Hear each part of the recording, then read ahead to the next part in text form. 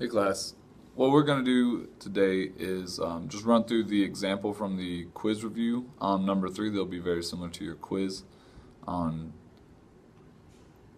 linear programming. So first thing we want to do is to define our decision variables. So we're talking about the smartphones and the standard phones from this problem. So we're going to let x1 be the number of smartphones that we have, and x2 is going to be the number of standard phones that we have. We're going to use those variables in our objective function.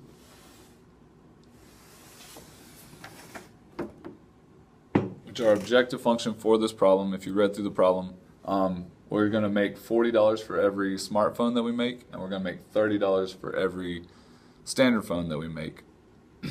So whenever we calculate our total profit, this function will represent that total profit.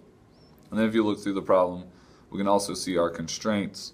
We have our total time, which is based off of 10 workers working 7-hour days, and then we have to convert it to minutes because the 2.5 minutes and our 1.5 minutes are going into that fabrication constraint. So that's where we get the 4,200. It's because these two are minutes, so I got to convert that 70 hours that we had into minutes. So you just take the 70 multiplied by 60 and you get 4,200. Then we also need our screens constraint, which each phone needs a screen. So each smartphone needs a screen, each standard phone needs a screen, and we only have 2,000 screens. So, and then we need our non-negativity constraints. So based on that and our constraints, what we want to do now is solve it. So in order to solve it, we want to graph it and get our feasible region. So here are our graphs. Green is our fabrication constraint, pink is our screens constraint, and then the two brown lines are my non-negativity. So remember, x1 greater than 0, so that's going to shade everything this way. x2 greater than or equal to 0 is going to shade everything up. So we're all in the first quadrant. These are both less than, so I know that my feasible region is going to be everything in that region right there. So now, after we graph our feasible region, we have to pick out the corner points because the corner points are where the optimal solution is. So my corner points are going to be right here, here, here, and here. So I've got 4 that I need to find. The easiest ones to find are the ones that are on the x-axis, or the x. So this one's on the x2 axis, this one's on the x1 axis.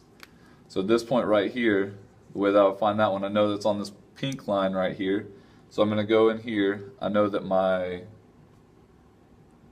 x2 is equal to 0.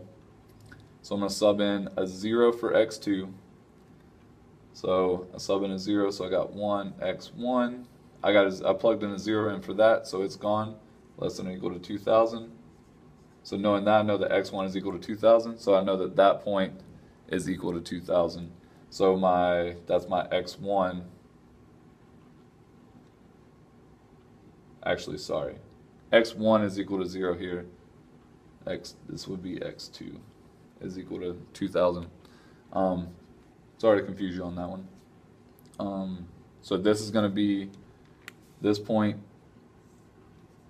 is going to be 0, 2,000. Okay. The next one, same thing. That one's pretty easy. So I know it's on my green line, so I sub in a 0 for my x2 axis. So I know that x2 is equal to 0. So that means that that's going to be 2.5 x1 less than or equal to 4,200.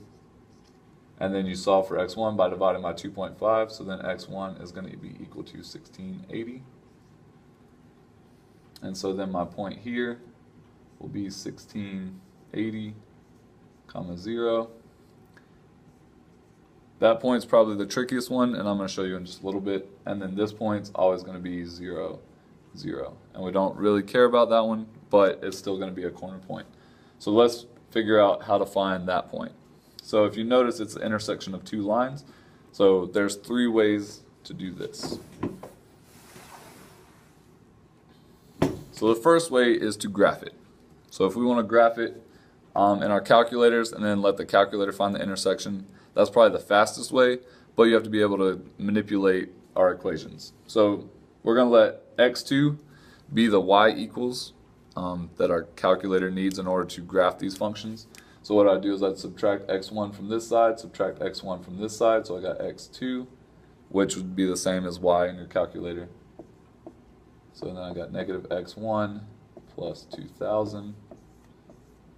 This one works the same way, so I subtract 2.5 x1, subtract 2.5 x1, so I get 1.5 x2 less than or equal to negative 2.5 x1 plus 4,200. Divide both sides by 1.5. Divide that all by 1.5. And you got x2 less than or equal to whatever that is in your calculator. So negative 2.5 divided by 1.5 x1 plus 4,200 divided by 1.5. So we put those in your calculator, graph that, wherever they intersect, that is your corner point there. The other way we could do it is with elimination. So elimination here, I got to get rid of one of these variables. So in order to get rid of it, I need the coefficients for one of them to be the same. So what I'm going to do is I'm going to make my x2's the same. So I'm going to multiply all of this by 1.5, and then remember, whatever I do to one side, I got to do to the other. So multiply that by 1.5. So this gives me 1.5 x1, just moving that down there, plus 1.5 x2, less than or equal to 3,000. Then I'm able to subtract these two. So 2.5 minus 1.5 gives me 1 x1. These cancel out. Less than or equal to 4,200 minus 3,000 is 1,200. So I know that my x1 is going to be 1,200. So then I go and I'm going to sub it back into my original equation. So I got 1,200 plus x2 less than or equal to 2,000. So then I subtract the 1,200, subtract the 1,200, get x2 less than or equal to 800. So now I know that my corner point, my x1 is going to be 1,200, my x2 is going to be 800. So that's elimination. There's one other one called substitution.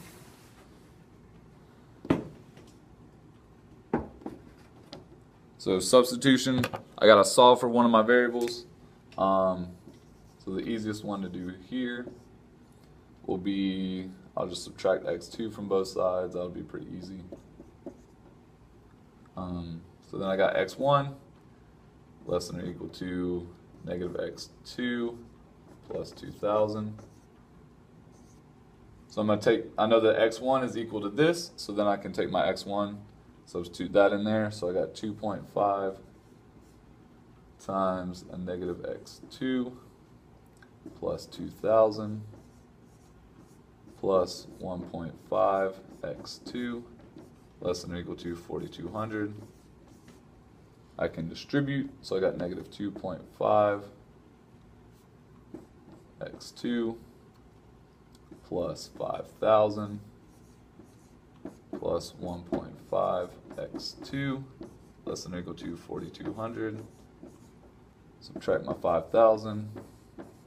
Subtract my 5,000. I'm going to combine my like terms, so I get a negative x2 as less than or equal to negative 800. So negative divide by negative 1, so I got x2 less than or equal to positive 800. Then I'll sub my 800 back into this, and I see that x1 is going to give me 1,200. So I get the same thing any way that we'll go about solving that. So now, last step, I go and test all of my corner points and my objective function. So I got my 4 corner points here, plug them in for my x1, x2, and my objective function that I found in the first place, and I find that the 1,200 smartphones, 800 standard phones, it's going to be my best bet. I'm going to make $72,000. And that's how you would solve question number 3 from the quiz review.